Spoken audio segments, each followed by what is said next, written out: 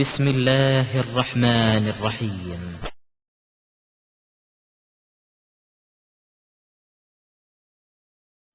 அஸ்ஸலாமு அலைக்கும் வரஹ்மத்துல்லாஹி வபரகாத்துஹு. எல்லாம் வல்ல அல்லாஹ்வின் நல்லடியார்களே, நாம் இந்த உலகத்தில் வாழும்போது நம்முடைய வாழ்க்கையில் பலவிதமான சோதனைகளை, துன்பங்களை, துயரங்களை எதிர்கொள்ள வேண்டிய நிலை ஒவ்வொருவருக்கும் ஏற்படுகிறது. சிலருக்கு பொருளாதாரம் ரீதியில் சோதனைகள் ஏற்பட்டால், வேறு சிலருக்கு உடல் ரீதியில் அல்லாஹ் சோதனைகளை கொடுக்கிறான். இந்த இரண்டும் இருந்தால் மற்ற விஷயங்களில் குடும்ப ரீதியில் பிரச்சனைகள், துன்பங்கள், சிரமங்கள் ஏற்படுகிறது. சோதனை இல்லாத, துன்பம் இல்லாத எந்த ஒரு மனிதனும் உலகத்தில் கிடையவே கிடையாது. எல்லா மனிதனும் என்ன விரும்புகிறான் என்றால், வாழ்க்கையிலே கஷ்டம் இல்லாமல் எப்போதும் இன்பமாக, சந்தோஷமாக வாழ வேண்டும். அப்படி ஒரு வாழ்க்கை அமையாதா என்று எல்லா மனிதனும் ஆசைப்படுகிறான். ஆனால் அது நடக்கிறதா? கண்டிப்பாக நடப்பதில்லை. அது நடக்காது. அல்லாஹ் திருமறை குர்ஆனிலே கூறுகிறான், அல்லதீ ஹலக்கல் மௌத வல் யப்லுவக்கும் அய்யுக்கும் அஹ்ஸனு அமலா. அவன் உங்களுக்கு பிறப்பையும் இறப்பையும் ஏற்படுத்தி இருக்கிறான். இந்த உலகத்தில் நீங்கள் வந்ததற்கு காரணமே அவன் உங்களை சோதிக்க வேண்டும் என்பதற்காகத்தான். அல்லாஹ் நம்மளை இந்த பூமியில அனுப்பியதற்கு என்ன காரணம்? அவன் நம்மளை சோதிப்பான். இந்த உலக வாழ்க்கை சோதிப்பதற்குரிய வாழ்க்கை. இந்த வாழ்க்கையில் வந்திருக்கும் போது துன்பம் வரக்கூடாது என்று எப்படி நம்ம நினைக்கலாம்? சிரமங்கள் இருக்கக்கூடாது, அல்லாஹ்வுடைய சோதனைகளை நாம் எதிர்கொள்ளக்கூடாது என்று யாரும் நினைக்க இயலாது.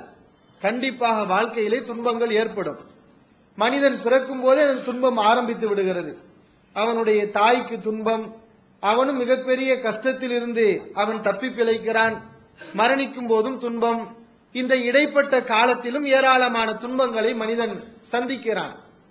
அல்லாஹ் திருமறை குர்ஆனிலே கேட்கிறான், அம் ஹசிபுத்தும் அன் ததுகுலல் ஜன்னத வலம்மா யஅதிக்கும் மஸலுல்லதீன ஹலௌ மின் கப்லிக்கும். உங்களுக்கு முன்னால் சென்றவர்களுக்கு துன்பங்கள் வந்தது போன்று, சிரமங்கள் வந்தது போன்று உங்களுக்கு எந்த துன்பமும் வராமல் சொர்க்கத்துக்கு இலகுவாக சென்று விடலாம் என்று நீங்கள் நினைக்கிறீர்களா? அல்லாஹ் எப்படி கேட்கிறான்? இந்த உலக வாழ்க்கையிலே கஷ்டமே வரக்கூடாது, துன்பமே வரக்கூடாது, மறுமையிலே சொர்க்கம் செல்ல வேண்டும் என்று நீங்கள் எப்படி நினைக்கிறீர்கள்? சொர்க்கம் செல்ல வேண்டும் என்று ஆசைப்படுகிறீர்களா? இந்த உலகத்தில் துன்பம் வரும். மறுமையிலே சொர்க்கத்தை அடைவதாக இருந்தால் இந்த உலகத்தில் நீங்கள் துன்பத்தை அடைய வேண்டும், சிரமத்தை அடைய வேண்டும், அல்லாஹ்வுடைய சோதனைகளை எதிர்கொள்ள வேண்டும். எந்த சிரமமும் இல்லாமல் உலகத்திலும் நன்றாக வாழ வேண்டும், மறுமையிலும் நன்றாக வாழ வேண்டும் என்று நினைத்தால் அது நடக்காது என்று அல்லாஹ் சொல்கிறான். மஸ்ஸத்துஹுமுல் பஅஸாஉ வல்லர்ராஉ வஸுல்ஸிலு ஹத்தா யகூல ரசூலு வல்லதீன ஆமனு மஅஹு மதா நஸ்ருல்லாஹ். உங்களுக்கு முன் சென்ற சமுதாயம் சோதனைகளாலும், வறுமையாலும், துன்பங்களாலும் ஆட்டுவிக்கப்பட்டார்கள், குலுக்கி எடுக்கப்பட்டார்கள்.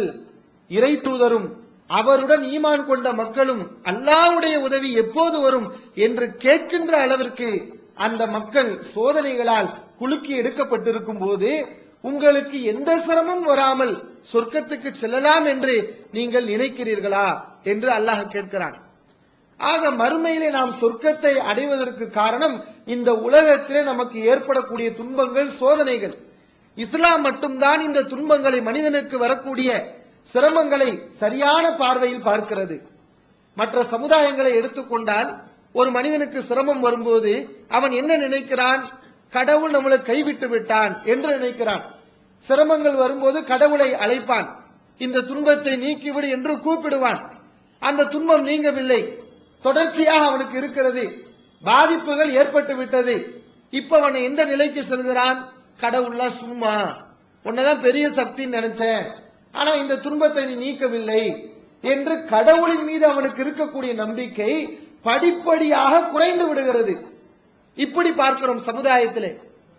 சில பேர் என்ன நினைக்கிறாங்க? இந்த துன்பங்களை ஒரு மனிதனுக்கு அவனுடைய உடலிலோ ஏதோ ஒரு வகையில் துன்பங்கள் தொடர்ச்சியாக இருந்தால் இவன் என்ன பாவத்தை செய்தான் என்று தெரியவில்லை.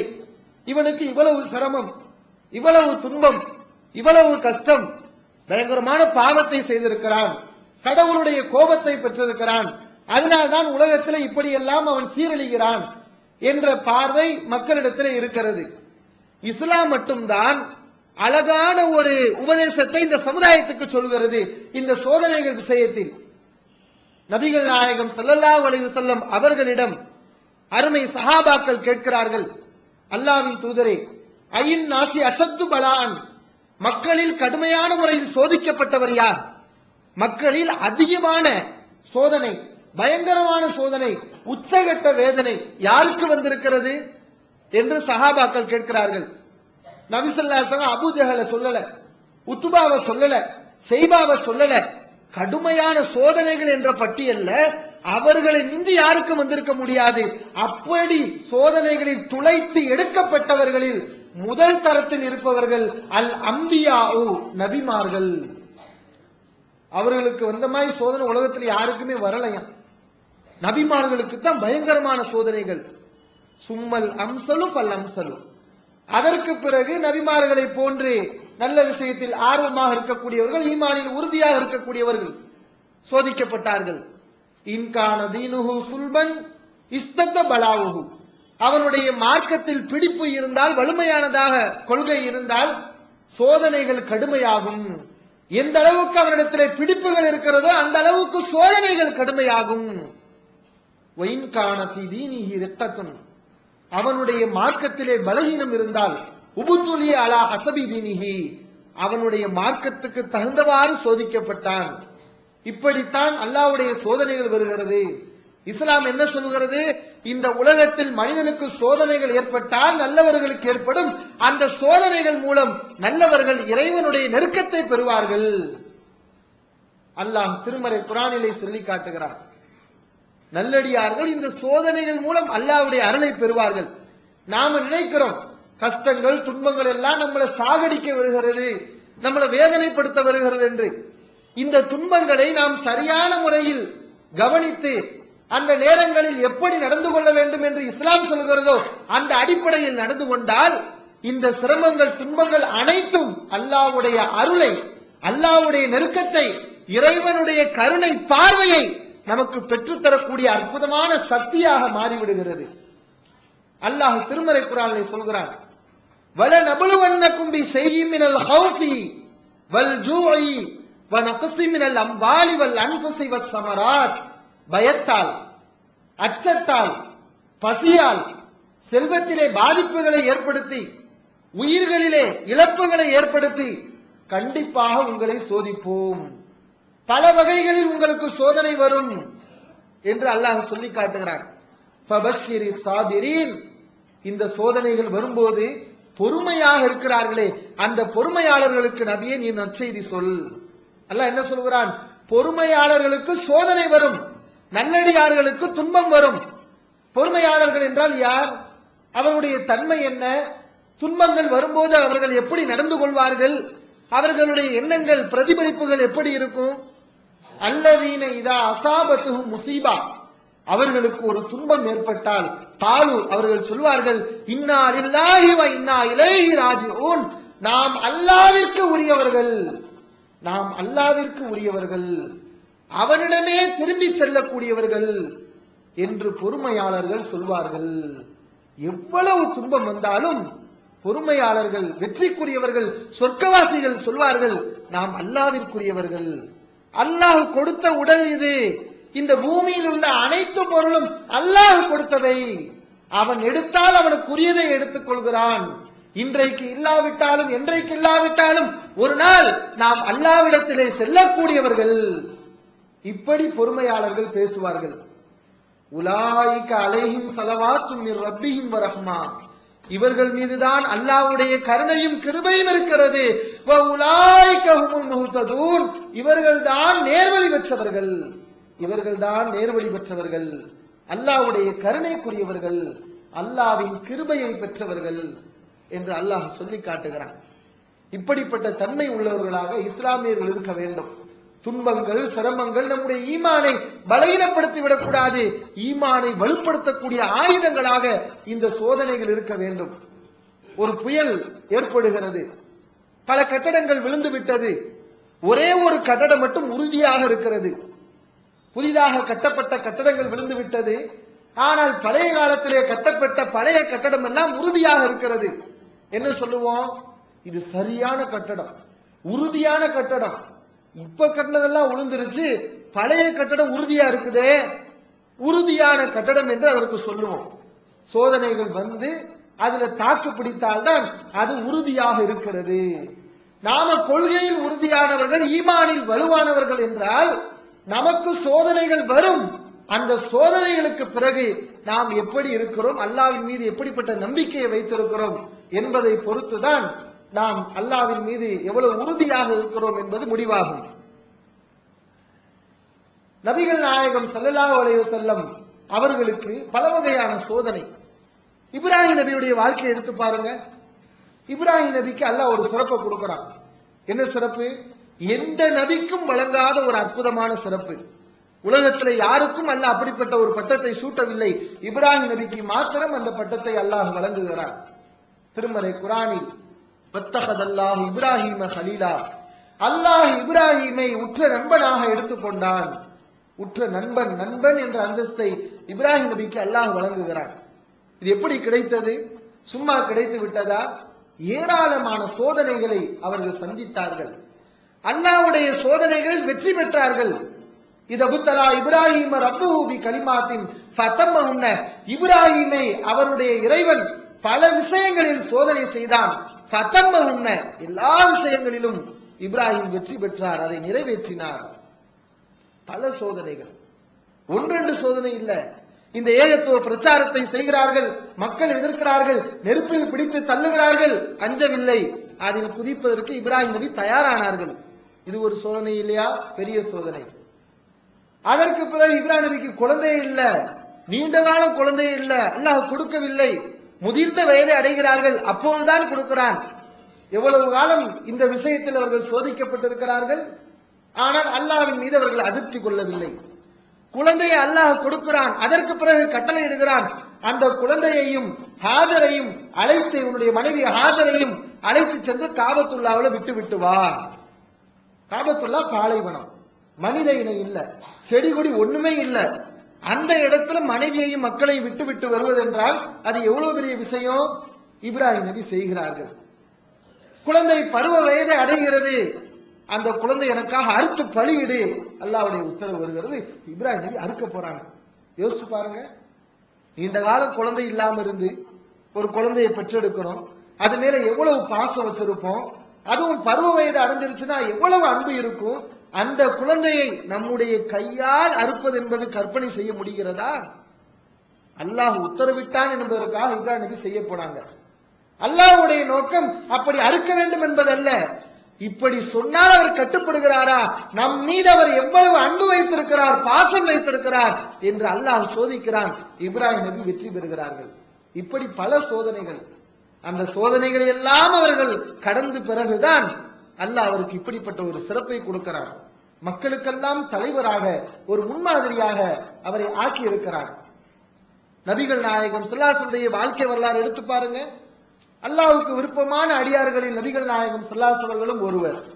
அவங்களுக்கு சோதனைகள் வரவில்லையா? துன்பங்கள் வரலையா? பல வகைகள்ல சோதனை, உடல்ல சோதனை. நபி ஸல்லல்லாஹு அலைஹி அவர்களுக்கு காய்ச்சல் ஏற்படுகிறது. ஒரு சஹாபி ரசூல் ஸல்லல்லாஹு அலைஹி அவர்களை பார்க்க வருகிறார். அல்லாஹ்வின் தூதரே, உங்களுக்கு காய்ச்சலா என்று கேட்கிறார்.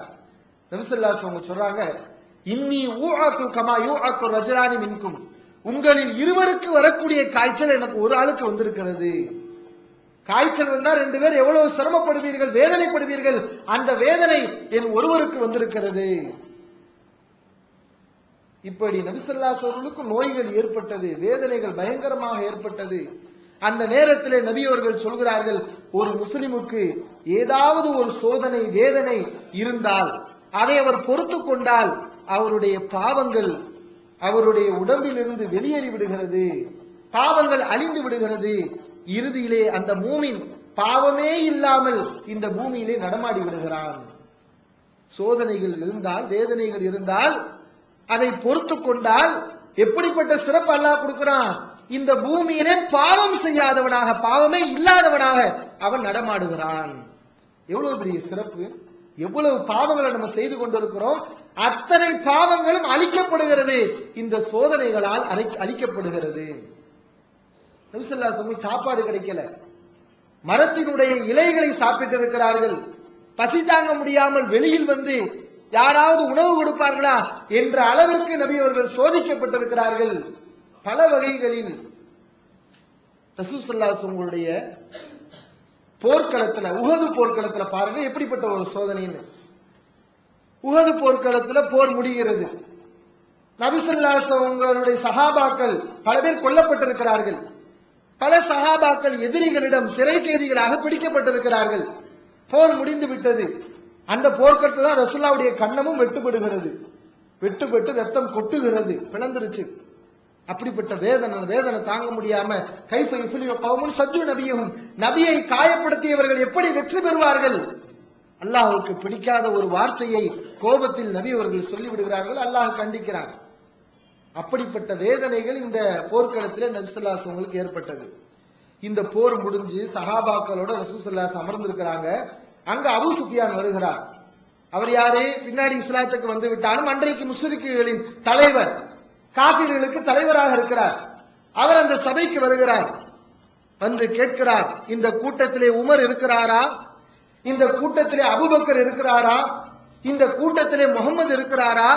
இவர்களைத்தான் பெரிய தலைவர்கள் என்று நினைத்துக் கொண்டிருந்தீர்கள். இவர்களை எல்லாம் நாங்கள் கொன்று களை எடுத்து விட்டோம். அபூ சுஃபியான் சொல்கிறார். உமர் அலியில் அவர்கள் ஆவேசப்பட்டு, அல்லாஹ்வின் எதிரியே, நீ யார் யார் பேரை சொன்னியோ அவங்க எல்லாம் உயிரோட தான் இருக்கிறாங்க பதில் சொல்றாங்க. நபி ஸல்லல்லாஹு அலைஹி வஸல்லம் அமைதியா இரு, பேசாதீங்க, அமைதிப்படுத்துகிறார்கள். அடுத்து அபூ சுஃபியான் சொல்கிறார், உலு ஹுபல், உலு ஹுபல், ஹுபலே நீ உயர்ந்து விட்டாய், ஹுபலே நீ உயர்ந்து விட்டாய். ஹுபல்ங்கிறது யாரு? அவர் வணங்கி கொண்டிருக்கக்கூடிய ஒரு கல்லு, ஒரு சிலை. வெற்றி கிடைச்சிருச்சான். அவர் சொல்றாரு, ஹுபலே நான் உன்னை வணங்கினேன், நீ உயர்ந்து விட்டாய், நீதான் பெரிய சக்தி. முதலில் அமைதியாக இருக்க சொன்ன நபி ஸல்லல்லாஹு அலைஹி அவர்கள் இப்போது சஹாபாக்களை பார்த்து கேட்டார்கள், அலா துஜீபு லஹு, இவருக்கு நீங்கள் பதில் கொடுக்க மாட்டீர்களா? அல்லாஹ்வின் தூதரே, நாங்க என்ன பதில் கொடுக்க? அவருக்கு நீங்கள் பதில் கொடுங்கள். அல்லாஹு அலா வஜல், அல்லாஹ் தான் என்றைக்கும் உயர்ந்தவன், அவன் தான் என்றைக்கும் மகத்துவம் மிக்கவன். எப்படிப்பட்ட ஒரு கொள்கை உறுதி பார்த்தீர்களா? எவ்வளவு பெரிய சோதனையில் நபி அவர்கள் இருக்கிறார்கள். போர் முடிஞ்சு ரத்தம் வடிந்து கொண்டிருக்கிறது, காயங்கள் ஆறவில்லை, சஹாபாக்கள் கொல்லப்பட்டிருக்கிறார்கள். நேற்று பார்த்த பல முகங்கள் இப்போது கூட்டத்திலே காணோம். அப்படிப்பட்ட வேதனை. அந்த நேரத்தில் வந்து இந்த நேரத்தில் நம்ம என்ன நினைப்போம்? அல்லாஹ்வை நம்பணும், அல்லாஹ் நம்மளை இப்படி கைவிட்டு விட்டானே. இறைவனை நம்பினோம், அவன் காபிர்களுக்கு வெற்றி கொடுத்து நம்மளை இழிவுபடுத்தி விட்டான் என்றெல்லாம் பேசக்கூடிய ஒரு நிலை. ஆனால் அந்த நேரத்தில் நபி ஸல்லல்லாஹு அலைஹி வஸல்லம் என்ன சொல்றாங்க? நாங்கள் கொல்லப்பட்டாலும் வெட்டுப்பட்டாலும் எங்களுக்கு துன்பம் வந்தாலும் அல்லாஹ் தான் உயர்ந்தவன், அவன் தான் மகத்துவம் மிக்கவன். இப்படிப்பட்ட நம்பிக்கை உள்ளவர்களாக நாம் இருக்க வேண்டும். அடுத்து அபூ சுஃபியான் சொல்கிறார், இன்னலனா உஸ்ஸா வலா உஸ்ஸாலக்கும், எங்களுக்கு உஸ்ஸா இருக்கிறது. உஸ்ஸாவை வணங்கி இருந்தால் உனக்கு இந்த நிலை, உஸ்ஸா வணங்கி இருக்கலாம்ல என்று அவர் சொல்கிறார். அப்ப நபி ஸல்லல்லாஹு அலைஹி வஸல்லம் சொல்றாங்க, அலா துஜீபு லஹு, இவருக்கு பதில் கொடுக்க மாட்டீர்களா? அல்லாஹ்வின் தூதரே, நாங்க என்ன பதில் கொடுக்க? அவருக்கு பதில் கொடுங்கள். அல்லாஹு மௌலானா லா மௌலாலக்கும், அல்லாஹ் எங்களின் உதவியாளன், அவன் உனக்கு உதவியாளன் கிடையாது. அல்லாஹ் எங்களின் உதவியாளன். உதவி என்று சொல்லாத ஒரு நேரத்தில் அல்லாஹ்வுடைய உதவி இருக்கிறது என்று நபிகள் நாயகம் ஸல்லல்லாஹு அலைஹி அவர்கள் சொல்கிறார்கள். உண்மையில அபூ சுஃபியான் கண்கூடாக பார்த்தார். அன்றைக்கு அவர் இஸ்லாத்துக்கு வரவில்லை. அவர் நினைச்சுக்கிட்டாரு, இந்த அசத்திய கொள்கை இருந்தாலும் நமக்கு வெற்றி அப்படின்னு நினைச்சுக்கிட்டாரு. கடைசியில மக்கா வெற்றியின் போது நபி ஸல்லல்லாஹு அலைஹி அவர்களும் இஸ்லாம் மூமின்களும் மக்காவிற்குள் வருகிறார்கள். இந்த அபூ சுஃபியான், எல்லாரும் யாரெல்லாம் ரசூல் ஸல்லல்லாஹு அலைஹி எதிர்த்தார்களோ அவர்கள் அனைவருடைய சப்த நாடிகளும் அடங்கி போய் நெடுநடுங்கிக் கொண்டிருக்கிறார்கள். முகமது வெற்றி பெற்று விட்டார், இஸ்லாம் மேலோங்கி விட்டது, நம்முடைய நிலை என்னவாகும் என்று கடைசியிலே இவர் அபூ சுஃபியான் இஸ்லாத்துக்கு வந்து விட்டார். அவர் புரிந்தாரா இல்லையா? அல்லாஹ் உதவியாளன், இந்த இஸ்லாத்தில் இருக்கக்கூடியவர்களுக்கு அல்லாஹ் உதவி செய்யக்கூடியவன் என்பதை அவர் கண்கூடாக பார்த்தார். இப்படி நபி ஸல்லல்லாஹு அலைஹி அவர்கள் துன்பங்கள் வரும்போதெல்லாம் அல்லாஹ்வை நினைக்கக்கூடியவர்களாக, கொஞ்சம் கூட ஈமானில் பின்வாங்காதவர்களாகத்தான் அவர்களை பார்க்க முடிகிறது. ரசூல் ஸல்லல்லாஹு அலைஹி வஸல்லம் ஒரு நேரம் சஹாபாக்களோட அமர்ந்திருக்கிறாங்க, நபித்தோடு அமர்ந்திருக்கிறாங்க. ஒரு ஆள் வந்து ஒரு தகவலை சொல்கிறார், அல்லாஹ்வின் தூதரே, உங்களுடைய பேர குழந்தை ஒன்று உயிருக்கு போராடி கொண்டிருக்கிறது. நபி ஸல்லல்லாஹு அலைஹி வஸல்லம் மகளுடைய மகன் மரண தருவாயில் இருக்கிறது. உங்கள் மகள் உங்களை அழைத்து வர சொன்னார், தகவலை சொல்கிறார். நபி ஸல்லல்லாஹு அலைஹி வஸல்லம் அவரிடத்துல, மகளிடத்தில் நீங்கள் சொல்லுங்கள், இன்னலில்லாஹி மா அஹத, அல்லாஹ் ஒரு பொருளை எடுத்தால் அது அவனுக்குரியது, வலஹுமா ஆத்தா, அவன் ஒரு பொருளை கொடுத்தால் அதுவும் அவனுக்குரியது, வகுல்லு ஷைஇன் இந்தஹு பி அஜலி முஸம்மா, எல்லாமே குறிப்பிட்ட காலம் வரைக்கும் தான். இதுன்னு குழந்தை மட்டும் இல்ல, நானும் குறிப்பிட்ட காலம் வரைக்கும் தான் இந்த உலகத்துல, பூமியில் உள்ள அனைத்தும் கொஞ்ச காலம்தான், எனவே பொறுத்துக்கொள், பொறுமையாக இருக்க சொல் என்று ரசூல் ஸல்லல்லாஹு அலைஹி வஸல்லம் ஆள் அனுப்பி விடுறாங்க. அதை போய் அவர் சொல்றாரு, ரசூல் ஸல்லல்லாஹு அலைஹி வஸல்லம் மகள் நீங்க திரும்பி வரணும் என்று வலியுறுத்தி சொன்னவுடன் நபி அவர்கள் அந்த இடத்துக்கு போறாங்க. குழந்தையை கையில வாங்குறாங்க. நபி அவருடைய பேர குழந்தை எப்படிப்பட்ட ஒரு சோதனை ரசூலுல்லாஹ்வுக்கு வருது, ரசூலுல்லாஹ்வுடைய மகளுக்கு வருதுன்னு பாருங்க. அப்படியே அந்த குழந்தை மேலும் கீழும் மூச்சு வாங்குகிறது. ரசூல் ஸல்லல்லாஹு கையில வைத்தவுடன் அதை பார்க்க முடியாமல் நபி ஸல்லல்லாஹு அலைஹி வஸல்லம் அழுது விடுகிறார்கள். கண்கள் சிவந்து கண்கள் இருந்து தண்ணீர் கொட்டுகிறது. சஹாபாக்கள், அல்லாஹ்வின் தூதரை நீங்கள் அழுகிறீர்களே என்று கேட்கும்போது, இந்த இரக்க குணத்தை மூமின்களுடைய உள்ளத்தில் அல்லாஹ் ஏற்படுத்தி இருக்கிறான். இன்னமா இரஹமுல்லாஹு மின் இபாதிஹி ரஹ்மா, தன்னுடைய அடியார்களில் கருணையாளர்களுக்குத்தான் அல்லாஹ் கருணை பொழிவான் என்று நபி ஸல்லல்லாஹு அலைஹி வஸல்லம் சொல்றாங்க. இப்படி ரசூல் ஸல்லல்லாஹு அலைஹி வஸல்லுக்கு சோதனை வந்துச்சு. அவங்களும் இறை தூதர், அல்லாஹ் அப்படி அவங்களை சோதிக்கலையா? நமக்கு அந்த அவங்க வந்த சோதனை எல்லாம் பாத்தீங்கன்னா இதெல்லாம் ஒரு சோதனையே கிடையாது. ரசூல் ஸல்லல்லாஹு அலைஹி வஸல்லுக்கு 4 பெண் குழந்தை, உம்மு குல்சும், ருக்கையா, ஜைனபு, ஃபாத்திமா, 4 பெண் குழந்தை. ஒரே ஒரு ஆண் குழந்தை அல்லாஹ் கொடுத்தான். 4மே பெண் குழந்தை, ஒரே ஒரு ஆண் குழந்தை. யாரு? இப்ராஹிம். கொஞ்ச காலம் உயிரோட வாழ்ந்தார். அவரு 1.5 வயசு வரைக்கும், 1.5 வயசு 18 மாதம் வரைக்கும் அவர் உயிரோடு வாழ்ந்து கொண்டிருந்தார். அதற்கு பிறகு அல்லாஹ் அவருக்கு முடிவு செய்து விட்டான், அவருடைய உயிரை கைப்பற்ற நினைத்து விட்டான். மரண நேரத்தை இப்ராஹிம் தழுவுகிறார். அவருடைய உயிர் ஊசலாடி கொண்டிருக்கிறது, உடம்பில் இருந்து உயிர் கொஞ்சம் கொஞ்சமாக வெளியேறி கொண்டிருக்கிறது.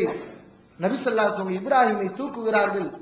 இப்ராஹிமை பார்த்து பேசுகிறார்கள்.